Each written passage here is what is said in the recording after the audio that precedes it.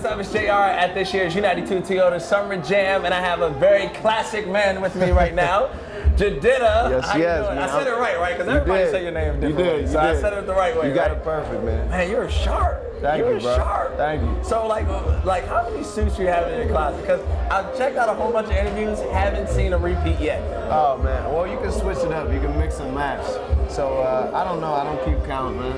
You know. So where did your style come from, man? Like have you were you looking at GQ, or were you inspired by something? No, not at all. I wasn't looking at really anybody. I was looking at the Jim Crow era. Mm-hmm. My primary fashion inspiration is the Jim Crow era, the old Jim Crow, because we live in the new Jim Crow era. Also, my father was pretty fashionable. He was an engineer. They used to call him the Ali of engineers because he used to talk that shh.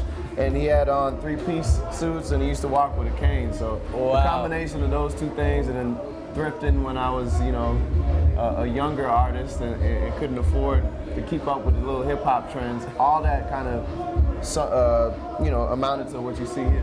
Now, I see you mentioned that we're in a new Jim Crow era. Yeah.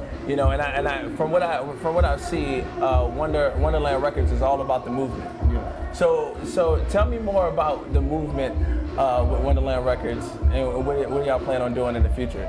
Well, yeah, we just came off of the EFIS tour, which was amazing. Every city we rocked, the entire country, felt great. But before each show, we used to be on the streets demonstrating with local organizers and standing in solidarity with the families that had a deceased member, a loved one who passed away at the hands of a police officer or a vigilante.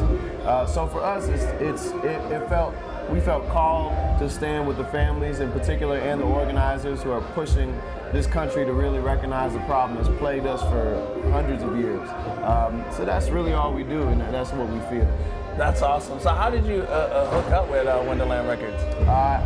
I've been friends with Janelle, Monet, and the whole Wonderland tribe for years now. So it started off just as a friendship. I invited her out to a masquerade ball that I was hosting in Oakland, California, where I lived for a while. She came in, rocked it. She was jamming. Wonderland was they were different, they were cool, they were, futuristic, and we loved that. And I rode with a crew called Fear and Fancy. Okay. So we kind of connected, and ever since then, it's been history.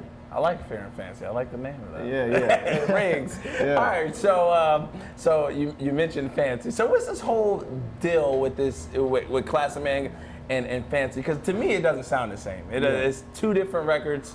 What is the whole deal with that? Yeah, well, when we produced the record, we hadn't even heard of Fancy. This is last year. But, after the whole Robin Thicke scandal, we thought that it was smart of us to make, claim it as an interpolation of Fancy. And that's all it is. Okay, cool. It's funny that you mentioned that the gay family, man. They're trying to get $50 million from Empire. I'm like, man, y'all just won. Chill. Hold on. Wait. But man, we are with Jidenna. I want to say thank you for coming to this year's U92 Toyota Summer Jam. I'm excited. I'm ready to see what you got in store for us. I'm ready to go on right now. Cool. Thank you. It's U92.